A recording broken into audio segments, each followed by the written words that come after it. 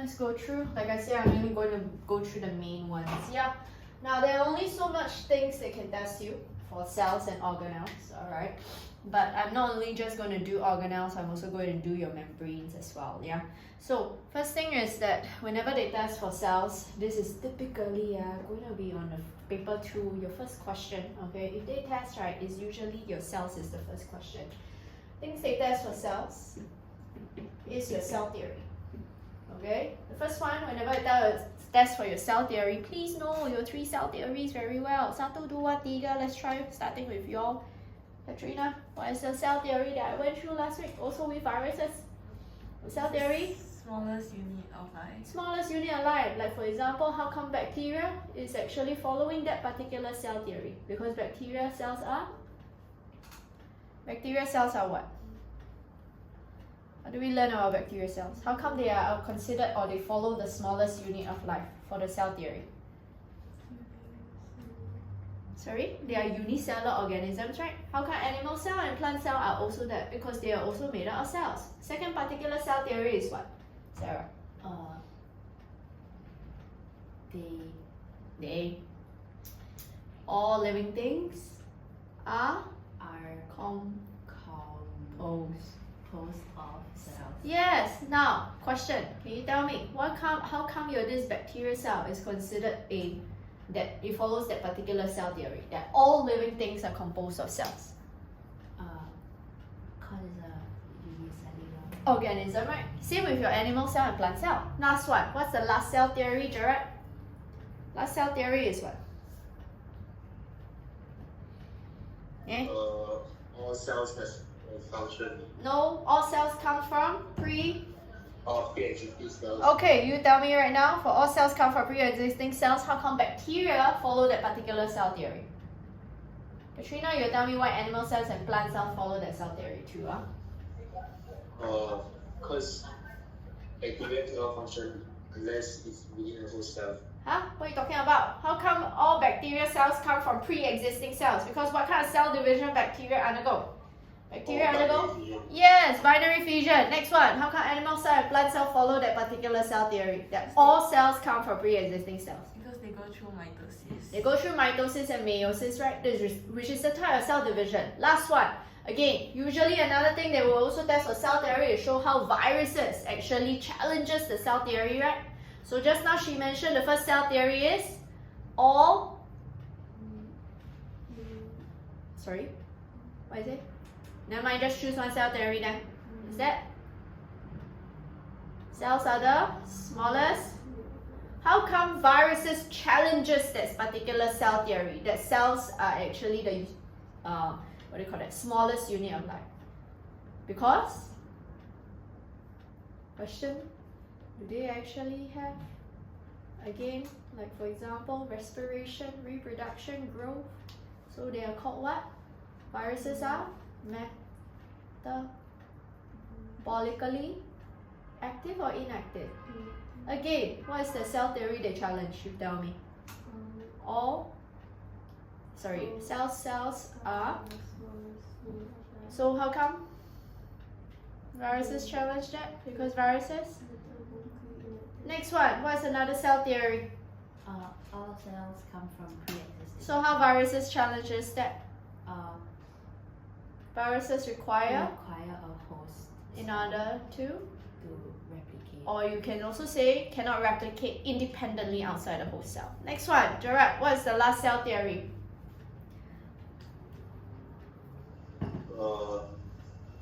What's the last cell theory? All cells. No, 讲了. So all living things are All living things are made out of cells. made up of cells. Question, how come viruses challenges the cell theory? Because it's acellular. Yes, acellular means what, dude? Doesn't have a cell. No, doesn't have It's organelles. the cell itself. Doesn't have organelles. Acellular means no organelles, no nucleus, no ER, etc. Clear? So in other words, I already say this chapter, right, the type of question they test are very straightforward. Second thing they like to test is your organelles. First thing, your organelles, most often in MCQ, is you know that organelles can be separated by centrifugation. When you have centrifugation, you separate. The first organelle is always known as this pellet. They will always call this the pellet. The pellet is always contain the heavier organelle. The liquid, right, is all those lighter organelles, which are your supernatant liquid. So I said already, usually you can actually remove your pellet and then undergo another round of centrifugation to form another pellet. In other words, you can actually distinguish your order of your organelles based on heaviest to lightest. So let's start out with your heaviest all the way to my lightest organelle. So I said already, in syllabus, we must know all the organelles. So I'll just quickly write down nucleus, chloroplast, lysosome, mitochondria, centrioles. Haven't finished yet. Later, Katrina, you tell me what's the heaviest to the lightest. ER, Golgi, body. Any more? Ribosomes. Okay, Katrina, what's the heaviest? Nucleus. Nucleus, followed by? Mitochondria. No. Followed by? Try again. Chloroplast. Yes. Followed by chloroplast. If you have plants, chloroplast is always considered heavier, then followed by mitochondrion. Continue, Katrina. Golgi apparatus. Golgi body. No. No. You know? Rishika? Oi. Centrioles is one of the lightest. Right here. Is it ER? No. Inside got hydrolytic enzyme. Yes. That's why it's heavy. You have so many proteins inside. So, followed by what? What else is Golgi there? Golgi body. Because you have assembly of your post-translational control or modification. Then we have your ER. Ribosomes, centrioles. Understand? So please know all this sequential order is not your notes, so better write it down now, alright? So they always like test for MCQ, your this kind of order from your heaviest to the lightest. Please take note, you are actually expected to know this top 3 very well. Nucleus, chloroplast, mitochondrion are always the heaviest. Okay, now I want to go through right now, class. Okay, in your notes, you can see we have your organelles and your membrane system on this page of your notes. Okay, but I'll be summarizing only main particular organelles I want you to take note of higher regard, which is actually my nucleus, chloroplast, mitochondria. Later we'll talk about that. Your Golgi, your ER. Understand? Now, can we start off with nucleus? I'm going to summarize in a table, but in your notes, can you help me highlight for your nucleus? Right, there are two things that I just want you to highlight, which is actually the double membrane. You see your nuclear envelope, double membrane. And then I also want you to highlight, okay, the nuclear pores.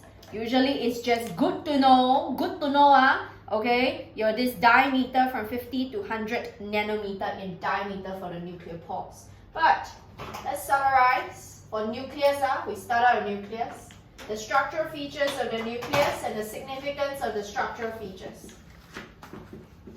So I'm doing nucleus first, class, just to summarize content. In syllabus, please never lose marks for this, okay? Because sometimes the question may just ask how structural organelles allow it to serve its function. We have 4 structural features of your nucleus. First one you should know already, there's presence of nuclear envelope. Can you tell me, Sarah, what's the purpose of presence of nuclear envelope here? Compartmentalization. Sure, but however, this nuclear envelope usually bounded by what? Double membrane. What's the significance for that? To ensure only Not just for compartmentalization, what else? certain substances. Why not I ask you a more specific question? Why must compartmentalize? Is bounding over what? Surrounding what? DNA. So it enables protection of DNA. If you want to write chromatin, I also accept because they are the same things. From reactions in the cytoplasm. That's why we're talking about compartmentalization. Can you send me the notes? Oh, you don't have? Because I think that period of time I didn't have. Oh, you lost it, huh? Yeah. Give me a moment now.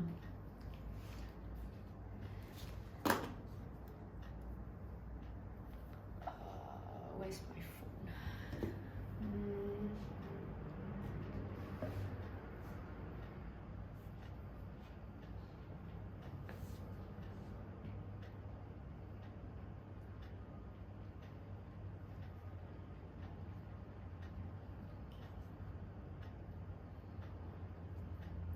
Okay. Then I never sent you the worksheet, so. You did. Oh, okay. Okay, so again, enable protection of DNA of this chromatin from reactions in the cytoplasm. Essentially, this is talking about compartmentalization.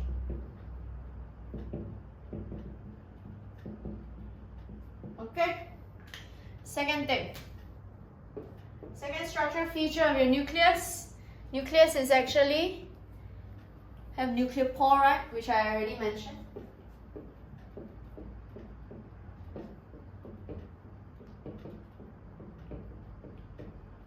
Purpose of nuclear pore, you should know already, and allows export of mRNA or ribosomal subunits.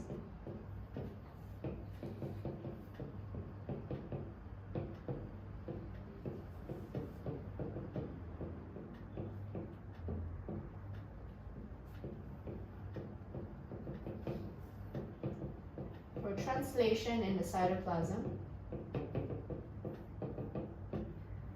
I also accept if you write for import of ribosomal proteins.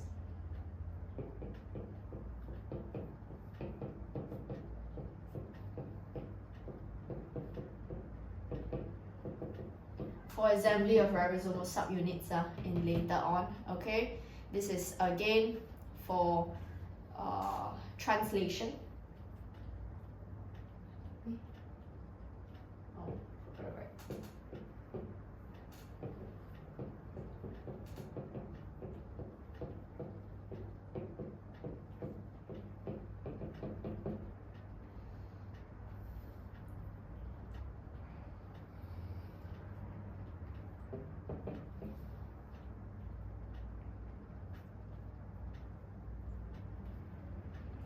I also accept if you say import of nucleotides.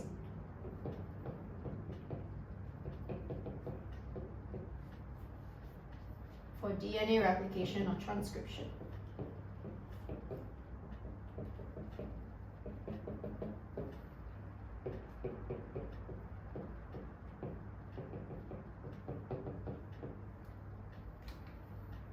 We also have two other features.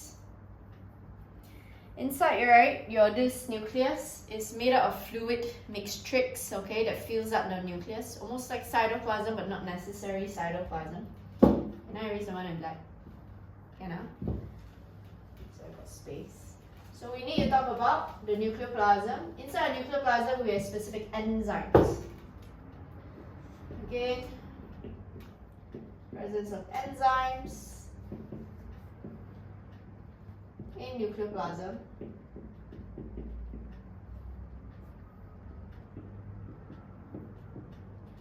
So purpose of this is to allow for DNA replication, transcription, post-transcription occur because you should know they are all catalyzed by enzymes.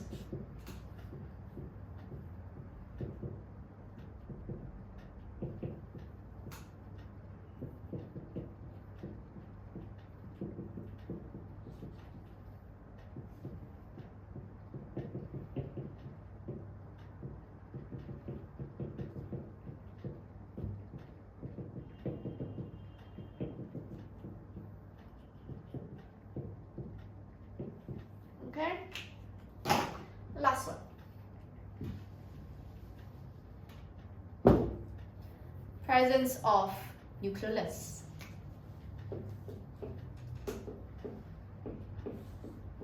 The most dense region of your nucleus, alright? I'm going to erase up the one in purple. Purpose of nucleus is to allow for synthesis of R and A.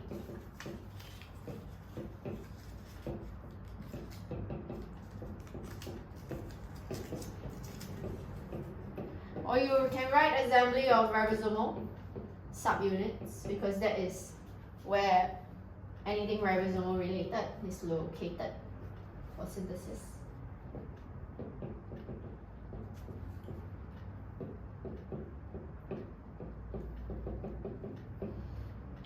Okay, so do take note.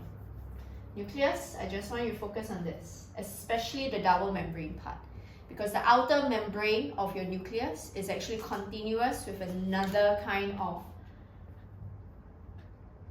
organelle, which is later you'll see is your rough ER and smooth ER. Now, for ribosomes. In the next page you can see we have ribosomes, if not it's in your third column of your notes, alright? Ribosomes, right, I just need you to understand that we only have two classes or categories of ribosomes. Your 70S, 80S, that one I don't want to go through because you should know it's prokaryotic and eukaryotic respectively, okay? But we also have what we call your bound and your free ribosomes. Please take note, the bound ribosomes, right, means they are all close to your RAR.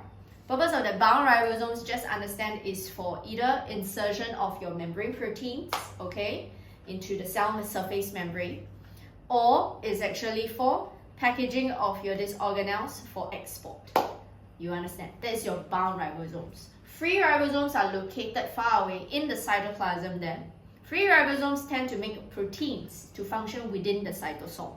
For example, maybe you want enzymes for later, again, hydrolysis of glucose. You never know. Okay, so this is within your cytoplasm. Now, however, let's do as a recap, because this is your syllabus to know if they ever test you. This is related to translation. We have your small subunit. We have your large subunit. First of all, let's talk about the large subunit. Two structure features we always say about a large subunit. Obviously, everybody should know contain E, P, A sites. My question is, Katrina, what does P stands for? Can I ask? What does the P in this stands for? So that you will, again, sometimes they will ask in exam. That's why I'm asking you right now. Hey? Any idea what I'm talking about, or no idea at all? I know what you're talking about, but I don't remember the name. Peptidyl transferase site, okay? It has two features for this site. Any idea what am I talking about, Rishika? So this is the peptidyl tRNA site. If you do not know, you can take note now, because in exams, especially for essay, you have to spell it out first. That's why P. For this peptidyl tRNA site is for what purpose, Rishika? To hold two things they have two functions. Number one is to hold what? The amino acyl. You know what's amino acyl? And continue. To hold the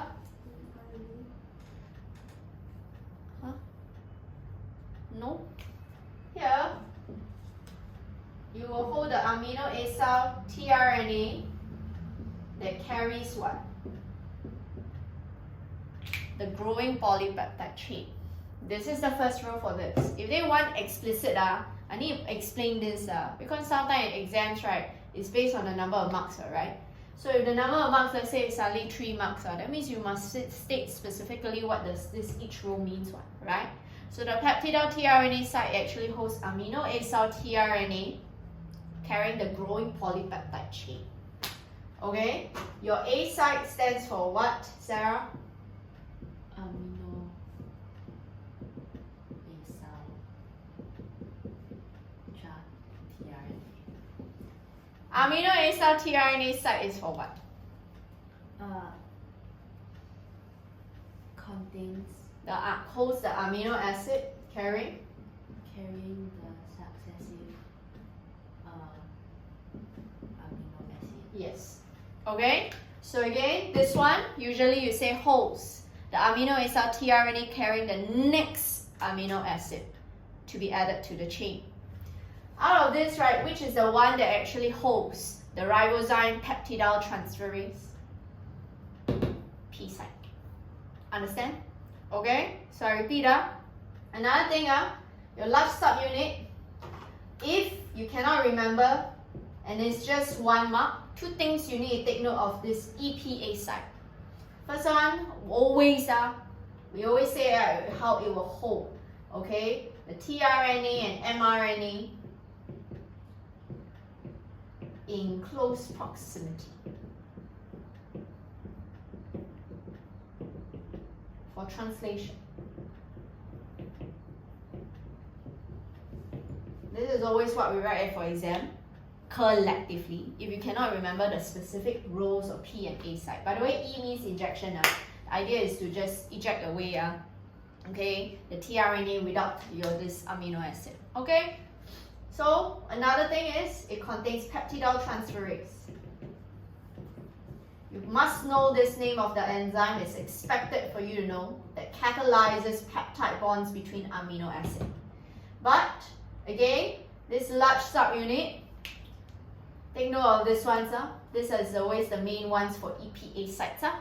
Okay, next one, small subunit. 2 things. You have a specific groove site and you have a specific recognition site for start codon.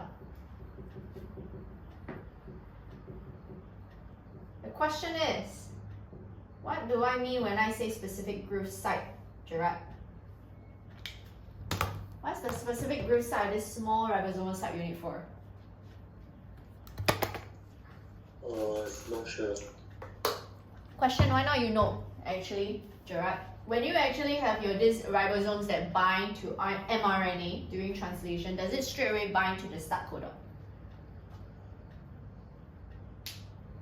No. Yes. No. So when does it bind first?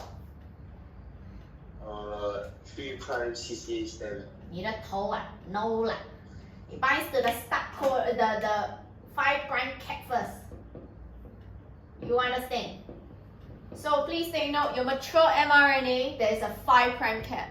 This specific groove site is complementary to the 5' cap to bind because your start codon is near your 5' cap. That is why next you need a specific recognition site for your start codon to initiate translation. Understand? So this is to bind, okay, to your 5' cap. And then this is to recognize your start codon to initiate translation. Alright, this is just the basics for you to learn, which I already went through. Next one, we also have your ER. Now, in your notes, do you see we have this rough ER section? This is on the 4th column of notes if you printed them. If not, it looks something like this. Okay? At the top, please highlight this phrase that whenever you want to describe this ER, rough ER especially, meshwork or flattened membrane-bound sex called cysteine. I repeat, meshwork or flattened membrane-bound sex called cysteine. Later you'll see, okay, that this Golgi is also called cysteine. Yeah? So if I were to sketch out here for you, this is actually my nucleus. Something unique about nucleus from the rough ER is, do you see my cysteine? The membrane of this rough ER is actually continuous with the membrane or outer membrane of the nucleus. This is my rough ER we have here. Please know the phrase, okay, called your rough ER, because the type of questions they like to ask is identify this and then later give evidence to support. We give evidence from the micrograph to support your answer. Okay, so for this rough ER, I need to point out, besides your ribosomes, okay, besides your flattened membrane-bound sex, another thing that helps you distinguish between this Golgi, because Golgi also has cysteine. The Golgi cystine, you realize the membrane are not interconnected. Whereas for your RVR, do you see membrane are interconnected? So know how to recognize. Okay? Now, another thing I want to point out is, you can see in your notes, adjacent to the RVR, sometimes near to the nucleus, we also have smooth. So the smooth ER down here. The question is, for your SER, I just want to find out, because different schools I realize teach different things. Sarah, can I ask, did they tell you or your school teach you, is the membrane of the smooth ER, is it continuous with the outer membrane of the nucleus? No? Gerard, you? Membrane of smooth ER, did they teach you, is it connected or not connected to the outer membrane of the nucleus? Is it continuous like the rough ER? Don't know. Don't know. Then both of you? No or don't know? Don't know. Now, I need to standardize. Because in reality, your outer membrane of your nucleus will be continuous with your smooth ER. But there are some schools that teach them they are not. Some schools that teach them they are. My advice is they actually are in reality. Try to refrain from writing that point, because there are many other points we can talk about. Okay, so if I were to summarize, because rough ER, smooth ER, can you help me highlight your smooth ER? Meshwork of fine tubules. The way you identify your rough ER and smooth ER, take note. I'm going to summarize how we identify rough ER and smooth ER for structural evidence. You should know already similarity is this membrane is going to be continuous with outer membrane of nucleus.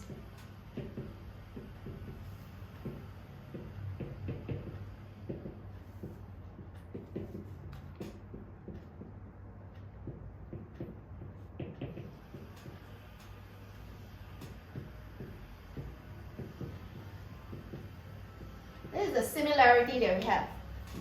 But the number one feature, obviously, you should know already. For your rough ER, there is ribosomes attached to surface. They are your bound ribosomes. But sometimes, this one obviously no ribosomes attached. But sometimes in exams, you should know already, this may be 3 marks. Then you cannot just say ribosomes attached, no ribosomes attached, right? So what's the next thing we always mention? The system of membrane-bound sacs, cystine. So you tell me this one, okay, has flattened sacs.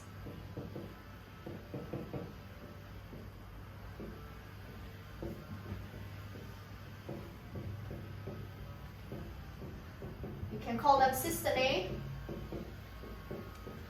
This one, again, no membrane-bound sacs. They are all tubular.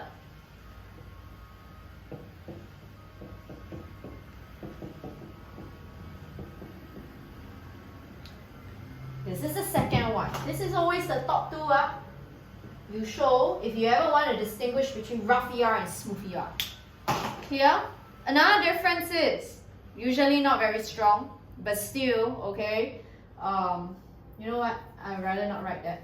I'll talk another thing about this function. So this is about the difference in function. So function of your rough ER, do take note, this is obviously, it actually synthesizes, okay, modifies, since you should know post-modification or post-translation modification will actually occur. So modifies as well as transport proteins. Okay, usually when you transport proteins, please take note. So for example, your rough ER, when they actually transport your proteins, maybe all these are your proteins here. Please take note, you cannot call this Golgi vesicle. You cannot call this secretory vesicle. If you want to go to this Golgi, you have to call this transport vesicle. Terminologies really matter for bio. Okay, so this is the function. For SER, you should know already. It has 3 functions, right? So it synthesizes lipids.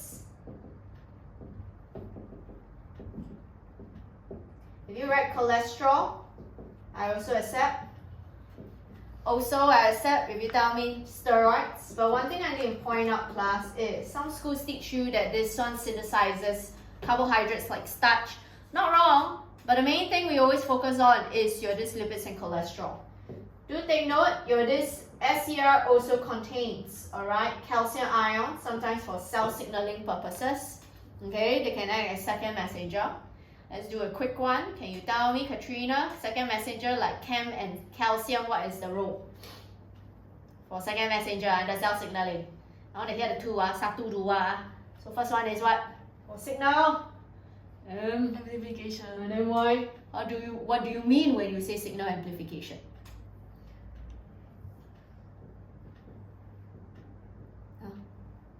Is it to form the... What? Is it to form the cascade? No, signal amplification, what's the meaning? It means that, do you agree, many chem or many calcium ions are synthesized or released from the binding of a single ligand. Yes. Will you amplify the signal? So the first role of second messenger is for signal amplification. The other one that she want to say is for to initiate what? Or bring about what? Signal? Signal transduction. Why? Because your second messenger, they actually either, you tell me like chem, okay, they help activate your this adenine cycling, so you can say protein kinase A, or even your this one calcium, you can say how it brings about your signal transduction. Understand? So please take note. So this is the function. But these are always the top two for the differences that you identify for RER and SCR. Please, okay, take note. You always tell me it's continuous with the outer membrane of the nucleus. Alright? Don't write envelope. Do you know why I will not accept envelope here, Sarah? That means I replace this outer membrane with envelope. Why cannot? I repeat, this exam, they are very particular with your terminologies. Some of you, when I mark, I keep on saying terminology was an issue, right? So why cannot replace this outer membrane with the word nuclear envelope? Because the nuclear envelope is the whole thing. Yeah, the double membrane. So you need to specify. Clear? Okay, next one. For your SCR, what I want to talk about is your Golgi. Two things they like to test about Golgi is, number one, how do you recognize a Golgi? And then number two, okay, what are always the description or the sequence of events when you want to package a protein from the Golgi vesicle and out through your membrane for export? So for example, you should know already, this is your GB, known as your Golgi body. This is, let's say, my cell membrane. Only when you have your secretory vesicle, so for example, this one will have this secretory vesicle of my modified protein. You can now call this a secretory vesicle or a Golgi vesicle. Both are accepted, but you cannot call this Golgi or secretory, and this secretory vesicle is meant for export. So my question is, can you tell me, for your Golgi body, we actually have 4. Is it 4? No, 5. We actually have 5 distinguishing features to recognize your Golgi body. Gerard, 1, 2, 3, 4. Gerard, start with you first. I want to talk about the Golgi body. Distinguishing features of the Golgi body. Can you tell me what's the first distinguishing feature? Besides, okay, I need to mention. Okay, you can write presence of Golgi vesicles. Okay. This is obviously the number 1, but sometimes in exam they will always say like if the school is anal other than the presence of Golgi vesicles, right? Agree? At the sites of, at ends of cystine. What else can I also write? Gerard. This can be, let's say, evidence for you to write for exam in paper 2. So it's what? How do you describe your Golgi? Presence of what? Stack of what? Just like ER. How do you write? Stack of? Yes, correct. So you can write stack of flattened membrane-bound sacs called cystine. This is what you write for exam, okay, for your this evidence. So sacs, you can say cystine. That's why, right, do you see ER and the Golgi, they are all called cystine. But how do you differentiate your ER, the RER from your this Golgi, Katrina? They are not interconnected. They are not interconnected. So, can you tell me? When you say not interconnected, what do you mean? The membrane or the cystine? Cystine, right? Okay, so again, you can say how each cystine instead is not interconnected.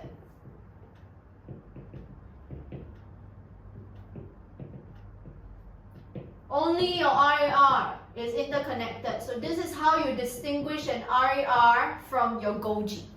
Understand? Then what else, Rishika? What phase do we also have? Because it's very critical. You know what I'm talking about? What is the phase? Okay, my question is, the cis is usually facing towards your cell membrane or towards your organelles?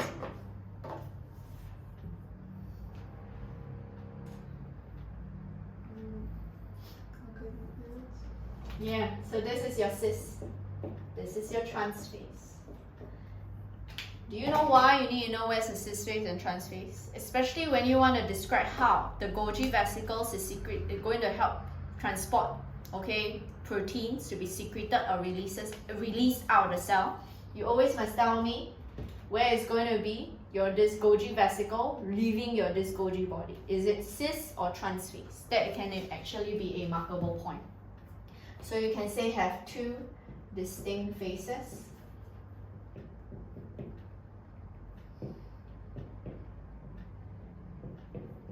Which is actually, you say, has presence of cis trans phase.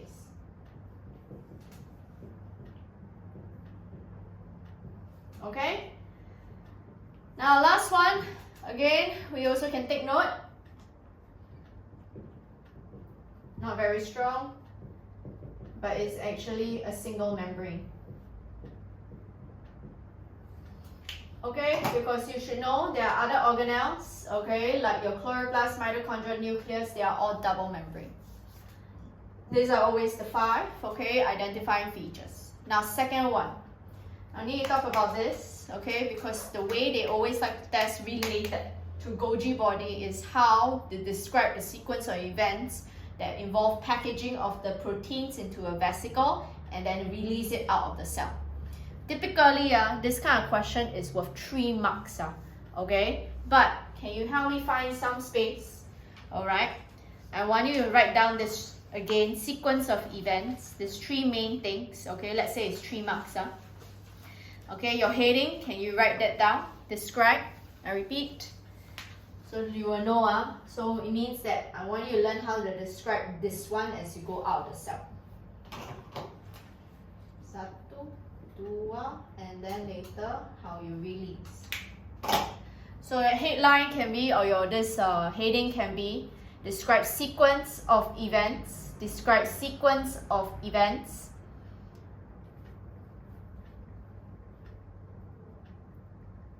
that occurs with packaging of a protein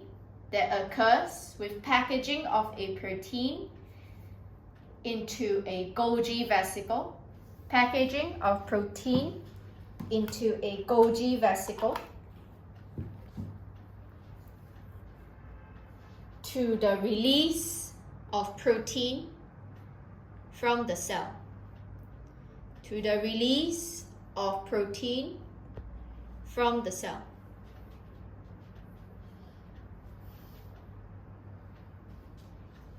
Okay? So, again, let's talk about the first one now. Do you agree when you actually want to come out like that? This process, let's ask. Rishika, can you tell me, do you see I want to actually exit at the trans phase, right? This protein that I actually form, or the vesicle that forms, is it actually formed via budding or exocytosis? Because there are always 2 ways, right? Either budding or exocytosis, right? So is it budding or exocytosis? Budding, because that terminology really matters. And budding is usually an essential keyword. So the first one, can you write? At GB, must spell out in exam, okay? Proteins leave via Golgi vesicles by budding from the transphase of the GB. I repeat, in GB, proteins leave via Golgi vesicles by budding from transphase of the GB. Underline budding, underline transphase. You need to always describe, okay, what budding is like. So the keyword is always because later you will see when you migrate out towards the cell membrane, the keyword next is called fusion, because it's via exocytosis. If I were to sketch out what exocytosis is, this is my cell membrane, this is my membrane of the Golgi, the secretory vesicle, okay? So this one is your proteins that were meant for release. Do you agree these vesicles must migrate and then fuse? So second bullet point, you can write membrane of Golgi vesicles fuse with cell surface membrane. Membrane of Golgi vesicles fuse with cell surface membrane. Underline fuse with cell surface membrane. Last key phrase we usually write is releasing protein via exocytosis. Releasing protein via exocytosis. You can underline exocytosis because that is a key phrase. Let's say it's 4 marks for just transport here only. Sarah, what else can I write? So I repeat, let's say it's 4 marks. Also apply how antibodies are secreted. So that's why, right, I can test this on antibodies as well. Let's say 4 marks. What else can I write? Why not I ask you? Is this process an active process or a passive process? Please take note. Active process, is it the same as active transport? No. Active transport is transporting substance from a region for lower to higher concentration. But now I'm asking active process, does it require ATP or not? Yeah. Why? Because it's by means or with the help of what? Microtubules. Correct. Do you agree these secretory vesicles, how they move towards the cell membrane is not arbitrary. Okay? It's all with the help of microtubules. Okay? So the next thing, if let's say this is 4 marks, you can write vesicles move towards cell membrane with help of microtubules. With help of microtubules. And ATP is required for exocytosis. And ATP is required for exocytosis. So these are always the 2 things, okay, they like to test for Golgi body. Identification or distinguishing features. Another one, how to describe the secretion. Clear? Clear? Okay, anyway, next one. This mitochondrion and chloroplast. Lysosomes, I'm not going to go through. You should know already. It's made by the Golgi body. Okay. What I want to talk about is this mitochondria and chloroplast. Everybody should know this mitochondria and chloroplast well because it's part of this respiration and photosynthesis. Okay. Now.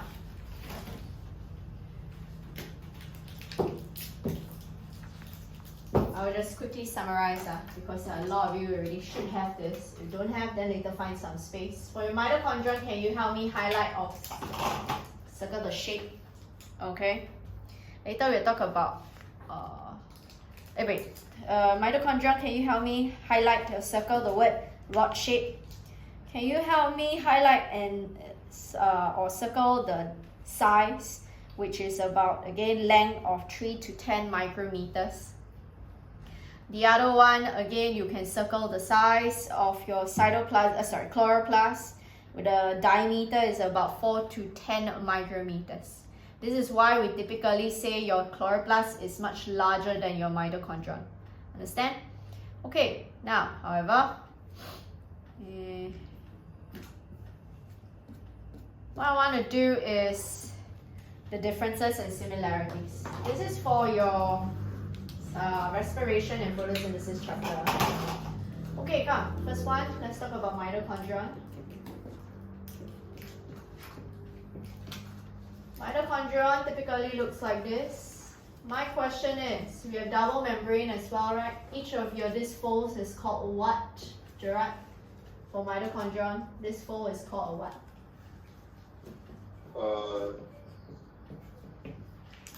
Okay. Sister name? Yeah, sister name. Your head. That's not the sister name. It's only for your this ER and your Goji. This is not sister name. This is called Christe. Please know the difference between sister name and Christe. They are different things. Okay. Chloroplast also a double membrane, but your chloroplast is unique because you have internal membrane system called your grana and your intergrana. You all know what grana is? Grana is your stack of thylakoid. This is one granum, this is another granum, so together they are grana. The granums, the grana are connected by this thing called an intergrana laminae. But again, we need to learn the similarities. First similarity. Oh, Katrina, what's the first similarity that we learned for syllabus? They both have double membrane. So first one, very good. They both possess double membrane. Both contain double membrane. That's why they follow the endosymbiotic theory, okay? That they must have inherited the outer membrane for your cell membrane. Rishika was another similarity they both have. That's why they are speculated to have prokaryotic origin. They both have. And? Yes.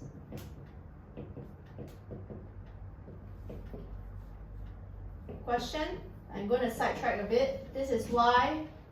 Can you explain to me, just by one of the features here, why mitochondrial DNA is a useful tool for investigating evolutionary relationships? And Gerard, you were telling me mitochondrial DNA is used to investigate, is it closely related species or, again, distantly related species? Okay, so starting from you, Sarah, why your mitochondrion is a useful tool to study or use as evidence to study evolutionary relationships? Because a lot of organisms have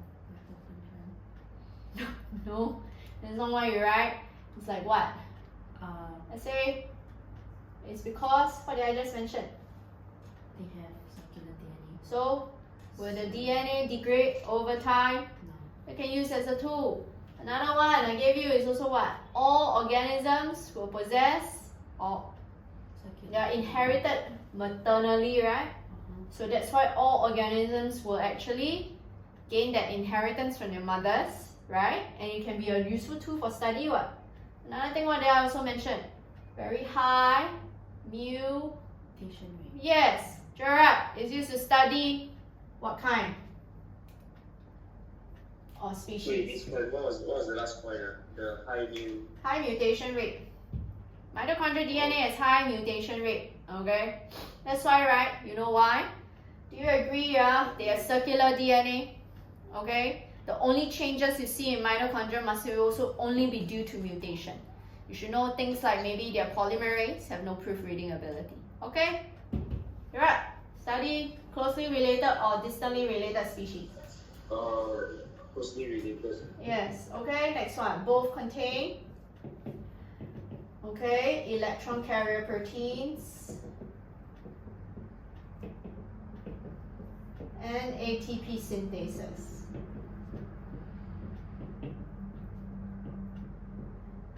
Both also contain enzymes. I forgot to write, and embedded on membranes.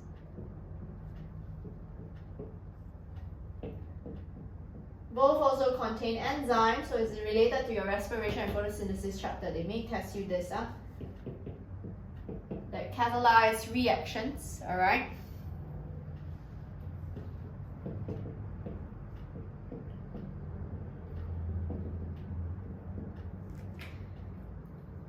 But we need to study the differences. First difference, Rishika, start out with you. one major difference is inner membrane. Yes. Is it highly folded for your chloroplast? No. So inner membrane is highly folded. Inner membrane is not folded.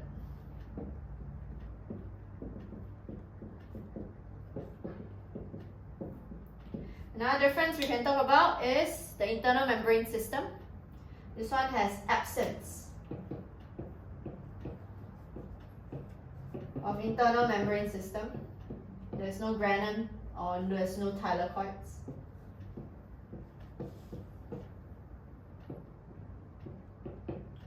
You should know already this one has presence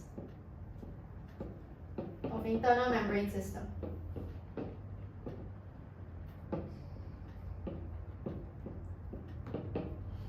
Which is the grana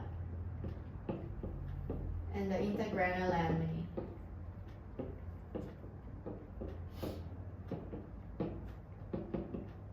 Wait, what's an internal membrane? The one that, no, like this thylakoids, this is inside the inner membrane. But inside inner membrane is just matrix, the fluid filled matrix. Okay? The other one, you should know, absence of pigments.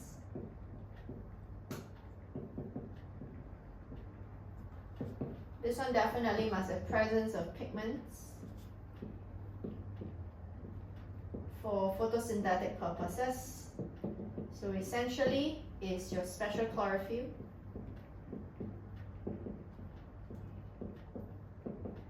and your carotenoids.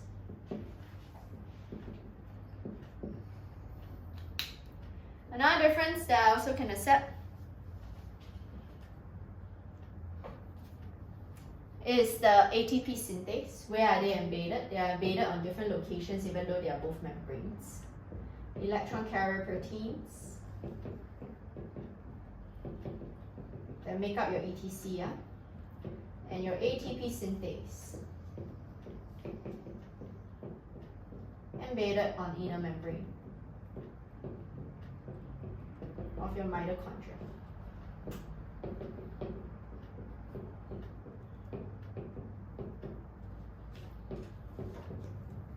Whereas the electron carrier proteins and ATP synthase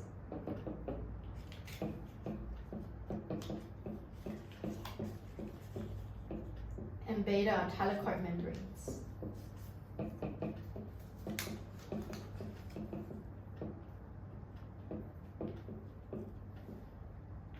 Last difference I can talk about,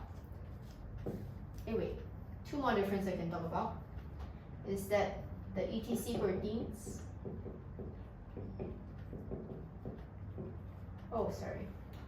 ATP synthase complex. Where are they facing? They face very different locations. Gerard, can you tell me? Usually the active transport of hydrogen ions is pumping in your mitochondria now, outwards or inwards for active transport of hydrogen.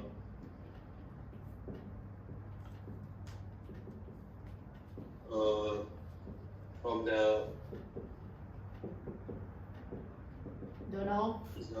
It's outwards. Outwards, yes, correct. So your H plus is pumped outwards. So that's why your ATP synthase, do you realize, must face inwards. So it face inwards into the mitochondrial matrix.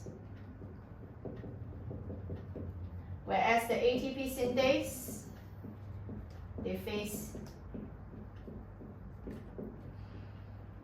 outwards towards the stroma. Because you should know the hydrogen ions are actively pumped inwards. So your ATP synthase are all facing outwards into the stroma. Okay? Last one, enzymes. It's back. Yeah. So for the mitochondria is where the transport of H plus is from the inner mitochondrial membrane to the matrix. You mean the diffusion via chemiosmosis? Diffusion via chemiosmosis is from the intermembrane space to the mitochondrial matrix. Okay?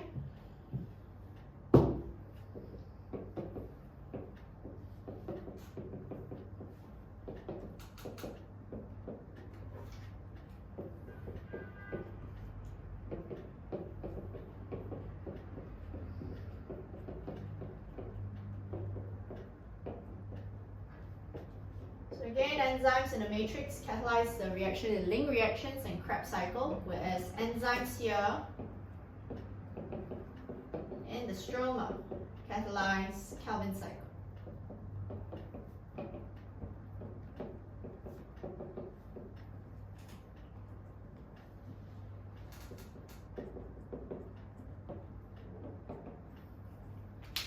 So this is the main difference between mitochondria and chloroplasts. Okay?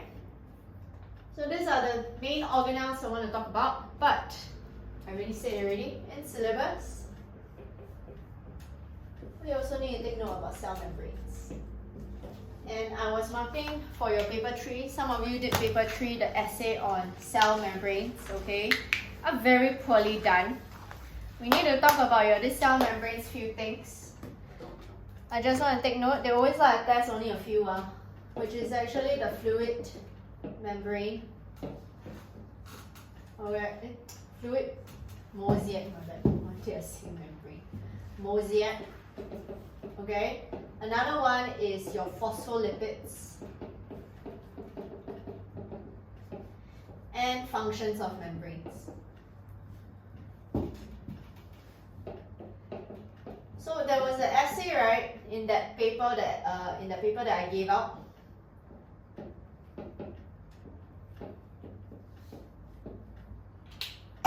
They test on functions. Those who did that question was very poorly done. So we need to go and discuss that. Again,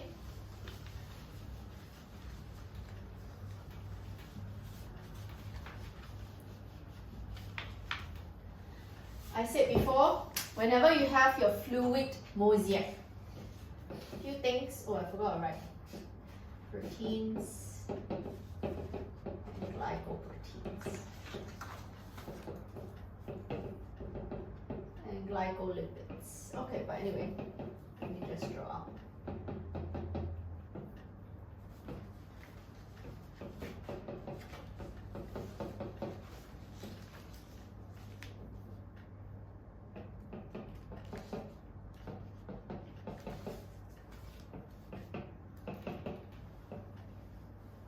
Okay, whenever you have the word called fluid and mosaic, never ever lose marks for this if they ever ask you to describe. But later I'll go through slightly even more. Let's talk about this fluid mosaic first. Whenever we have the word fluid, what does it always mean, Gerard? It's very standardized. What do you write for exam to explain fluid? I don't know. Yeah. Oh, lateral movement. Yes. Of phosphor. Membrane. Your head? Never mind. Please take note. The way you always describe is called the lateral movement of phospholipids. If you need to describe. However, the term fluid actually means you are trying to create transient gaps. Alright? To have here. Now, so I want you to improve right now. From now onwards, when you see the word fluid, don't just tell me lateral movement of phospholipids. I want you to also include this one and membrane proteins. Okay? Along the plane, okay, of the membrane. This is the full thing I want you to write. So there's no way your teacher will debunk you. Idea, if I want to ask for fluid that, the membrane, the phospholipids that move laterally means side by side. This is called the lateral movement of phospholipids. Okay? Now, for this lateral movement of phospholipids, we also have the mosaic. Mosaic, you all should know already, is just for what? Is the scattered and random arrangement of membrane proteins along your membrane. That one, hopefully you know, is quite standardized. But what I want to talk about is membrane fluidity. Is again, when you want to have that temporary transient gaps, right? Agree? For your substances to pass through. So that is like how we have simple diffusion taking place. But we need to know, and in that question is, what are actually the two main substances that maintains membrane fluidity? Miss Spence, Yeah. can you write down the definition for mosaic also? I think I also don't know. Oh, can you write? I just dictation now. So it's actually the random and scattered arrangement of membrane proteins in the membrane.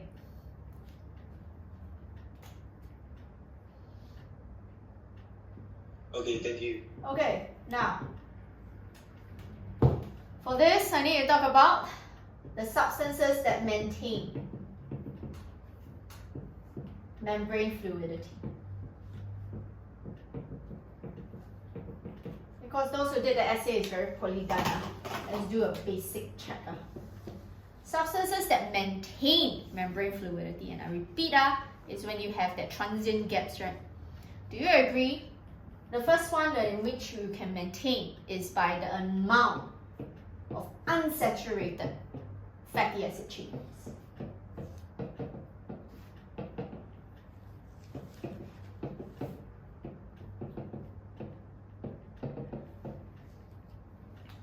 Why? Because you should know already, if you have greater number of carbon-carbon double bonds, wouldn't that have more kinks? Wouldn't that prevent close packing of phospholipids? That's why it will become more fluid. Okay? I just write down, Greater number of carbon-carbon double bonds means that you have more kinks. Means that you will actually have lesser close packing.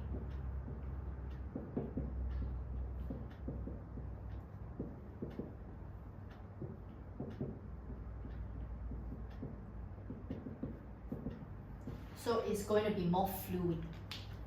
Okay? Second thing, you should know already, cholesterol. And we learned cholesterol, it actually affects two ways, right? Cholesterol at warm temperatures and cholesterol at cold temperatures. Let's talk about warm temperatures first. Can you tell me, Katrina, at warm temperatures, does it increase or decrease membrane fluidity? Increase. Huh? But your temperature is so warm already, do you still want higher kinetic energy and higher rate of diffusion in substance? No!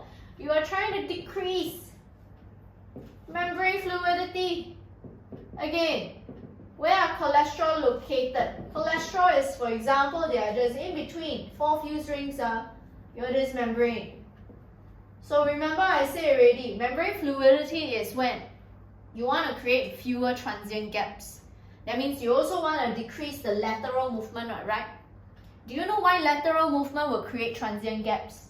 Because when you actually switch position, you will create that temporary gap or that missing space, right? For substances to move in and out of your cell. You understand? So again, how do you decrease membrane fluidity? I didn't know that y'all do not know. So how do I reduce the lateral movement?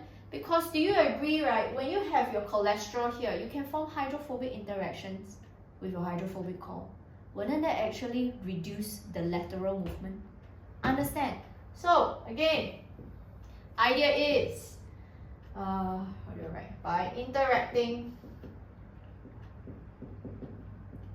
with hydrophobic fatty acid chains via hydrophobic interactions.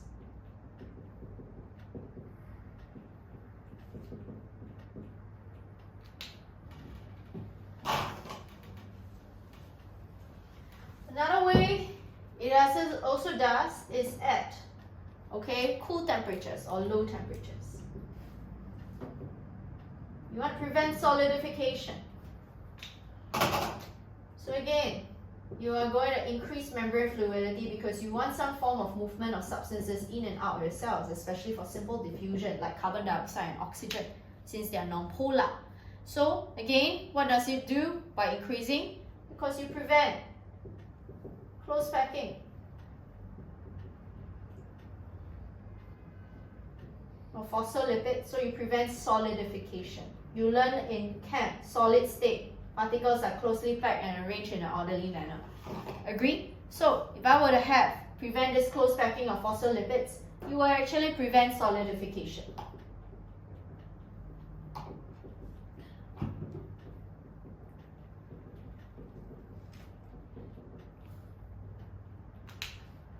These are the two major ways in which we can help to maintain membrane fluidity.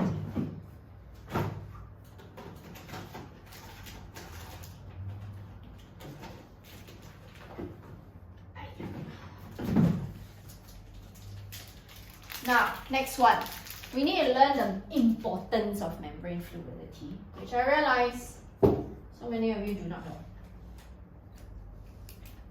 Which is also the function of membranes. I want to do this first. Now, I want to talk about importance.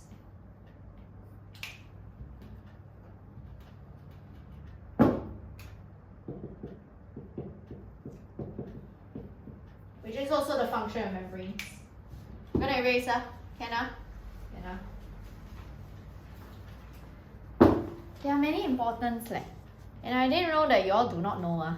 So the first one is for this protein secretory pathway.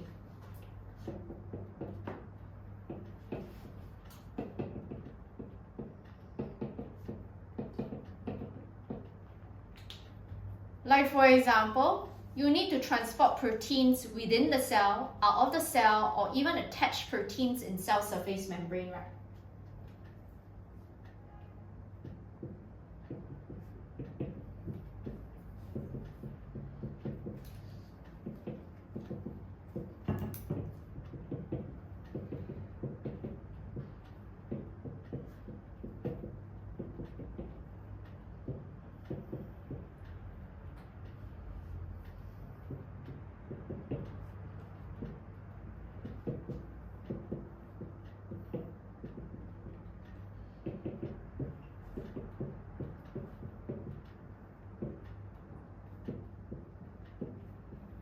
Think about this. Like you want to have this transport vesicles form, agree, from your rough ER to your Golgi. Wouldn't that need this phospholipids to have some fluidity so I can form that vesicle membrane? Agree? So, or even, right, you want to have vesicles budding out of your GB towards your again, cell surface membrane. You need all this. For example, I'm giving you an example for assay purposes. Like for example, you want to secrete out of the cell, right? You think about your antibodies, secretion of antibodies. You definitely need membrane fluidity.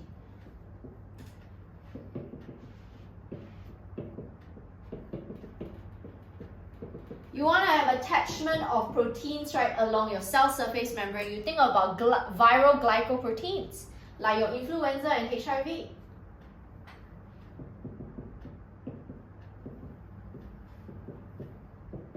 Because of membrane fluidity, these viruses can actually bud out.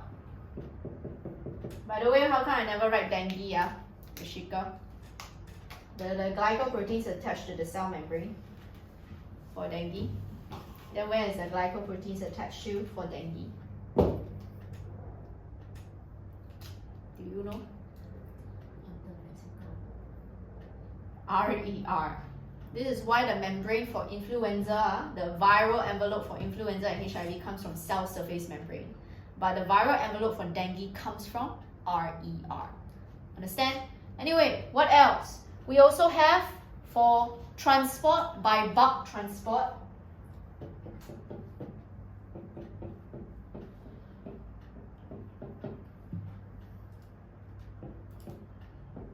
What do I mean? How does it differ from this one at the top?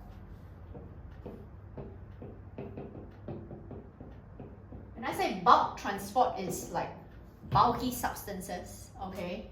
Meaning, it's like your endocytosis, phagocytosis, receptor-mediated endocytosis, where you involve the invagination of cell membrane.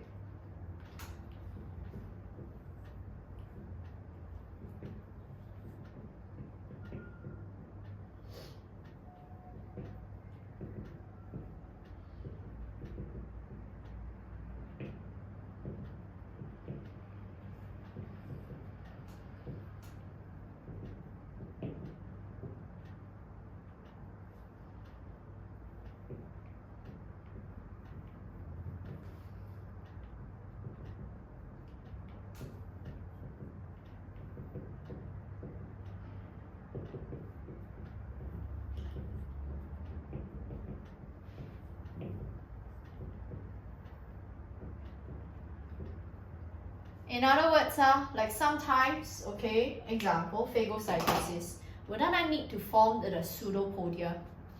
The cell surface membrane, right, must be able to extend outwards, right, to surround the particles like a pathogen like bacteria, right? That's the bulky transport that you want to undergo. Okay, so example, we can take note, pseudopodia. Okay, pseudopodia. To surround particles.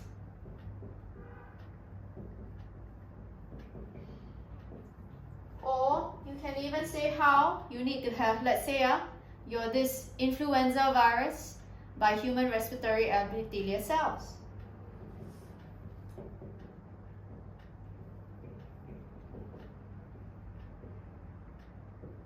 They need to undergo receptor-mediated endocytosis, what? Respiratory epithelial cells. Because in exams, essay, you need what? Examples. Okay, what else? Will you also need transport by active transport or facilitated diffusion? Or even simple diffusion alone? So far, all these are different. Okay, now I'm talking about simple diffusion or your active transport. I'll just write here.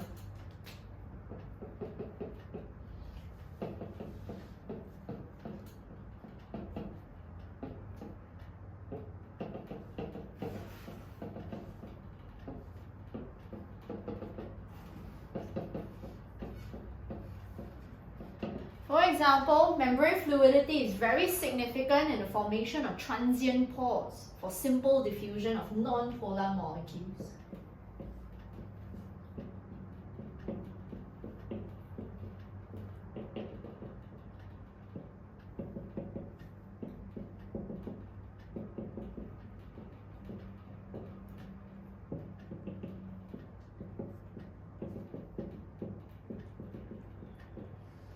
Non-polar molecules can actually include carbon dioxide, okay, your this oxygen. You need that. What else do I also need? Or even your this osmosis of water.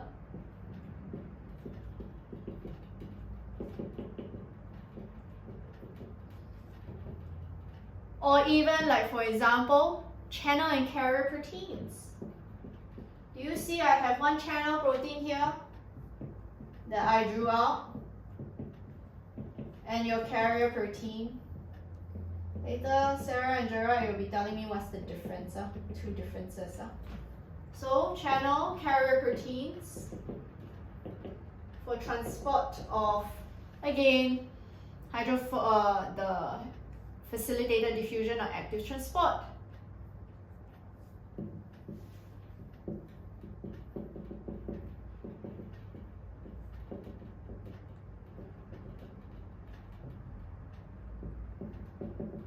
Bulk transport. It means the whole entire particle. It's not just molecules.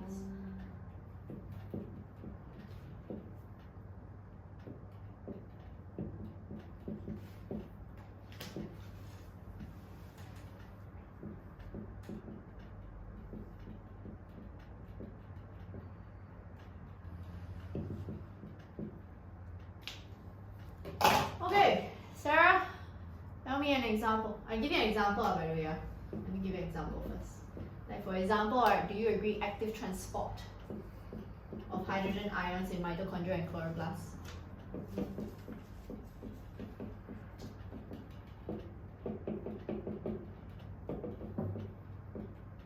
Okay. So, Sarah, give me one example between your channel protein and your carrier protein. One example. I'm sorry, I mean like it's one difference. Why did I say example? One difference between channel protein and carrier protein. Carrier protein requires ATP, or channel protein doesn't require ATP. Huh? Are you sure? Never mind. Carrier protein undergoes conformation. So one thing is, In other words, what she mentioned is carrier protein will undergo conformational change for the transport of substances across the membrane. Channel protein doesn't undergo conformational change. Gerard, what's another difference between channel and carrier proteins?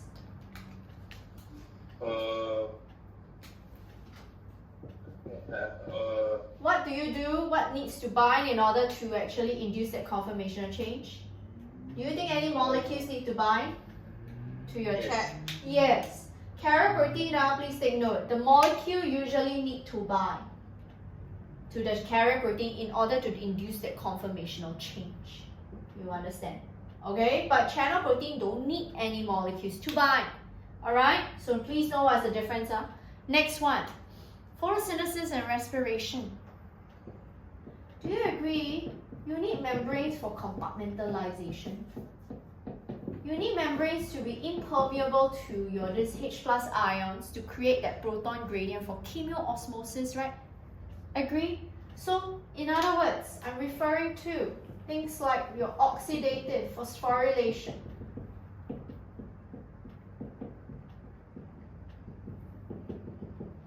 And this photophosphorylation.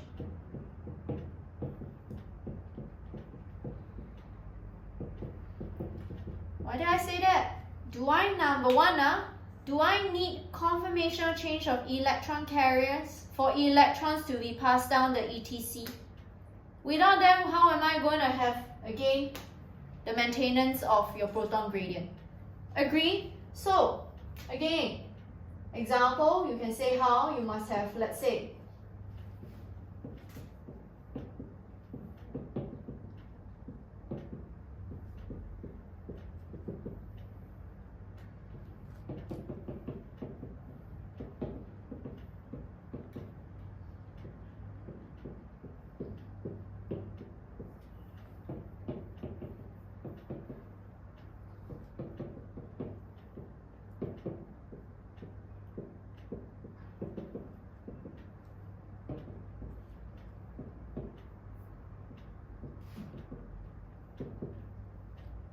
without membrane fluidity, this doesn't occur.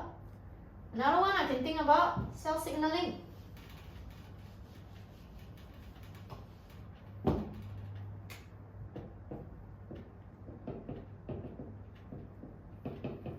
How come cell signaling you need this? Because do you agree? Sometimes you need conformational change in receptors.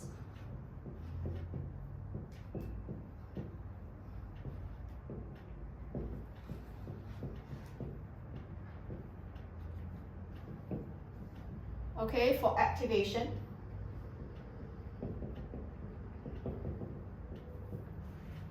Of the cell signaling pathway. You think about your G protein coupled receptor. Need to induce a conformation change, then it can start to bind to a G protein one. Without that, how you actually have G protein binding?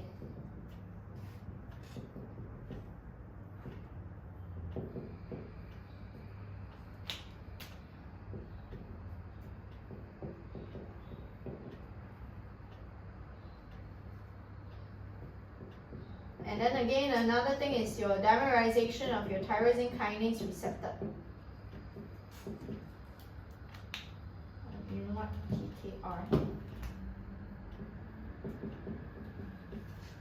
Without dimerization, how am I going to bring about the next pathway? Besides that, we also have your relay proteins. Sometimes your relay proteins are like here. Think about your G protein need to move along to the other relay protein, the adenine cyclase one. So remember, how does your G protein move back and forth? By what? Membrane fluidity. Because it's a type of peripheral protein, right? That is attached to your phospholipid head. So that's why as your phospholipid moves laterally, you are carrying the protein. So relay proteins, okay, along cell surface membrane can also need your this membrane fluidity for the activation of enzymes.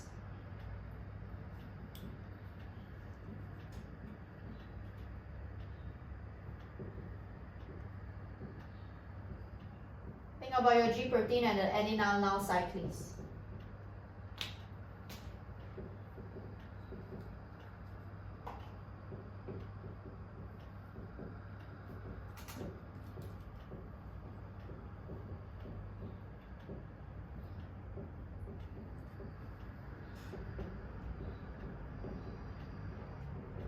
Some schools use adenylate cyclase, follow your school. Same. Okay? What else do I also need membrane fluidity for? Digestion. Or for autophagy, like your lysosomes. Digestion of substance.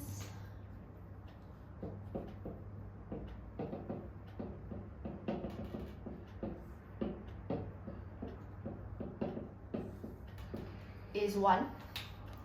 Example, what can I say? Membrane bound lysosomes to fuse.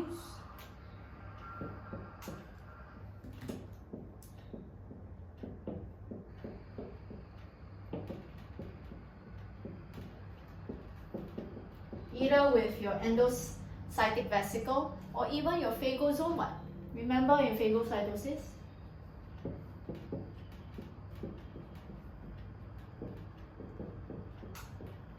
So you can form phagolysosome. Agree? So idea for what? You can tell me autophagy, the removal of worn-out organelles, phagocytosis, if you're talking about phagosome, or you can say breakdown of substances like food or pathogens. You need membrane fluidity. Your phospholipids must able to move. Without phospholipid movement, how you form a vesicle to begin with? Next one, cytokinesis. When you have your cleavage furrow, okay, or your cell plate.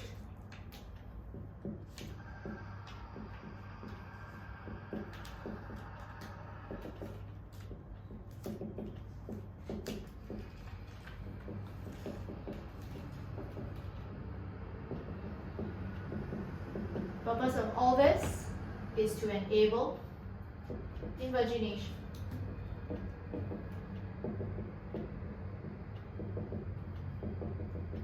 Of membrane.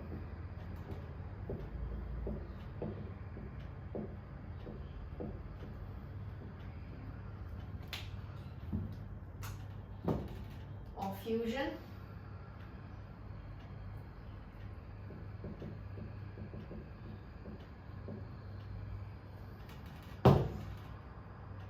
Of your this cell plate with membrane. For animals and for plants and animals respectively. That's why you need membrane fluidity.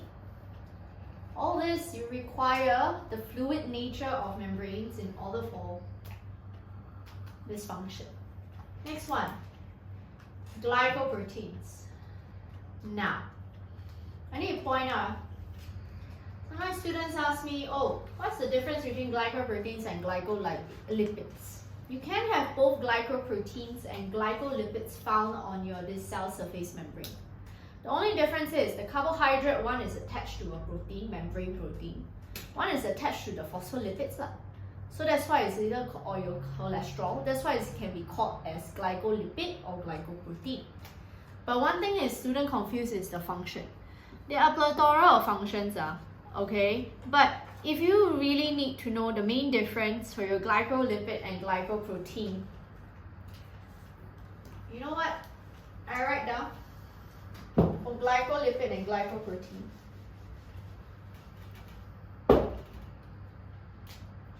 Functions.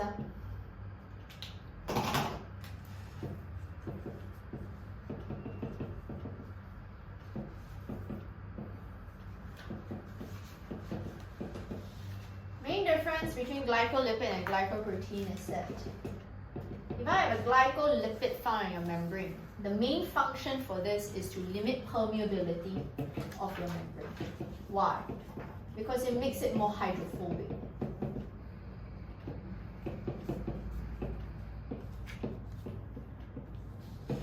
Glycoprotein, you should know, made of amino acids already, right? There's some form of hydrophilic nature. Right? So main form of glycoprotein is usually for transport.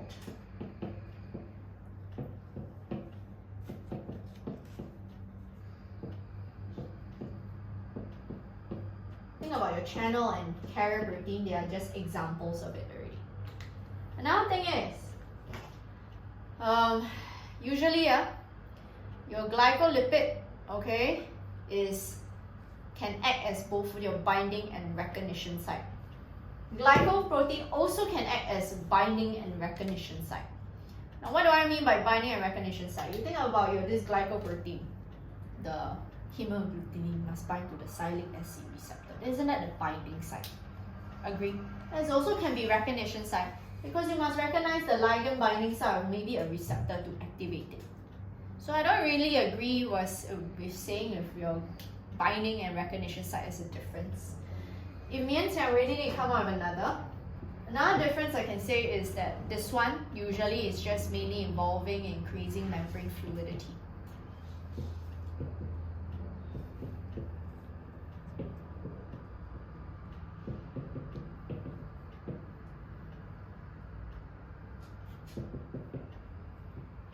At again, high temperatures. Do you know why I say increase membrane fluidity at high temperatures?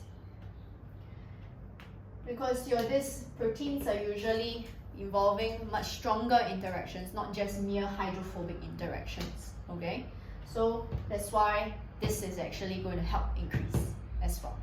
Okay, another one. Think about channel protein and carrier protein. That's also another. Another one is this one. Usually not very strong. A lot of glycoproteins are involved in synthesis, but I usually do not separate them. I'm only going through this because there are students that ask me what's the difference.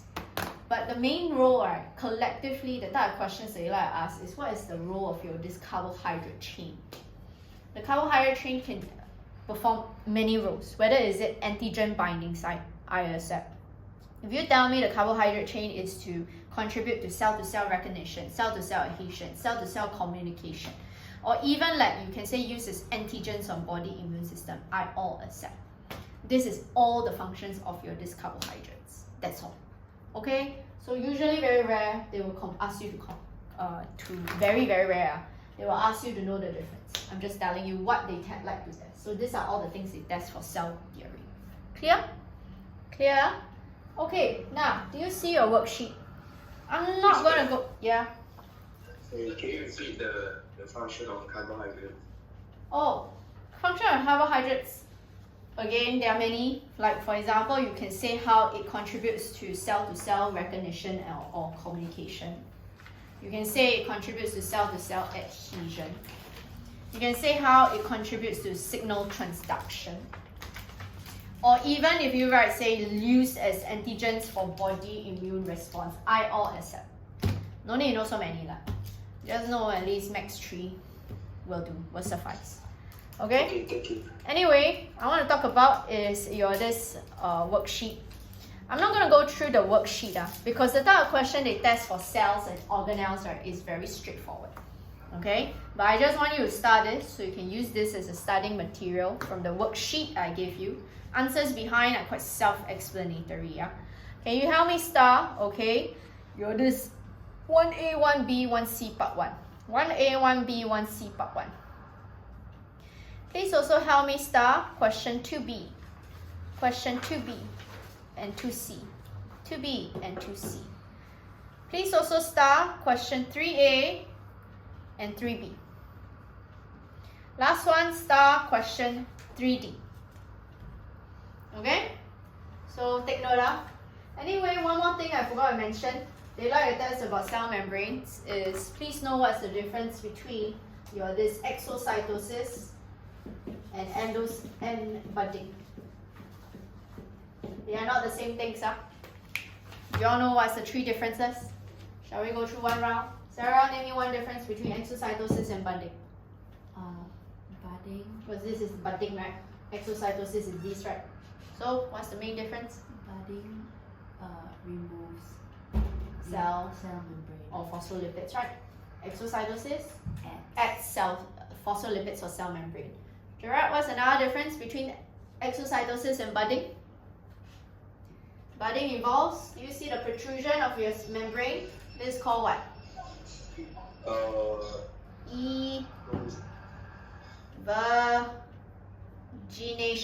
Imagination.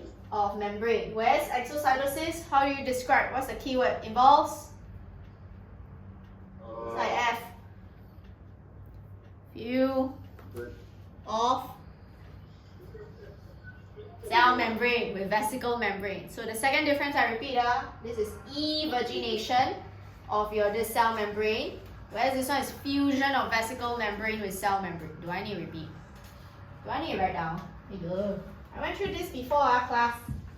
Okay, never mind, I write down.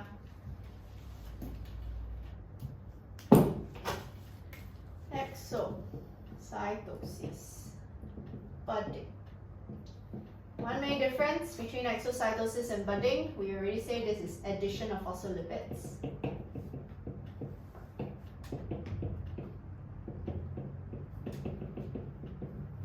This one is loss of phospholipids. Now difference, exocytosis involves, again, fusion of vesicle membrane with cell membrane. This is evagination.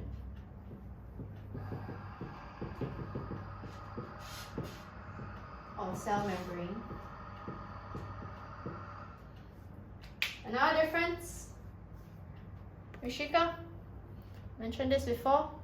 Does this actually occur any part of the cell or at specific points? So no, vesicle can actually exit any location along the cell membrane. Okay?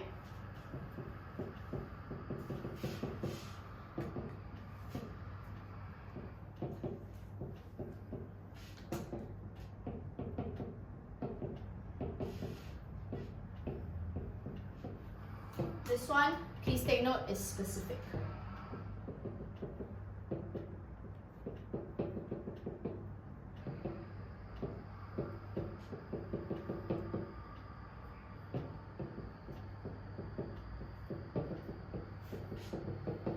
Like for your influenza, they will migrate where the glycoproteins are located. Okay? So it's very specific.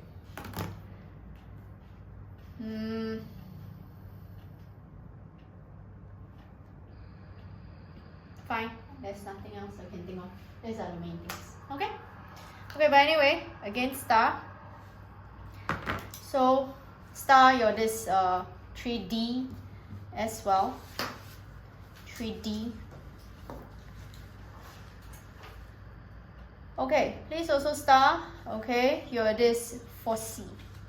4C. The rest of it, you can actually just good to know, but you can take note of all this with higher regard. Alright? Yeah? Okay, can we do biological molecules?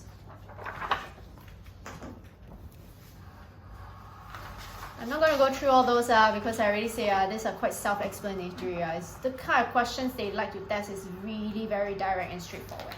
Okay? Now, for this biological molecules, I'm only going to focus on the major type of polysaccharides. Okay, so we have your carbohydrates, your fats, as well as your proteins. Later especially, I will go through proteins in detail by talking about the structural features and the function or the purpose of having those structural features as well. Now, without further ado, the first one I need to talk about is your carbohydrates.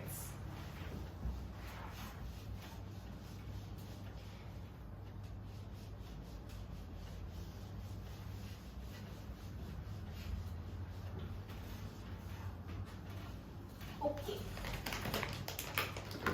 let's do this. Things they like that's about carbohydrates is your two types.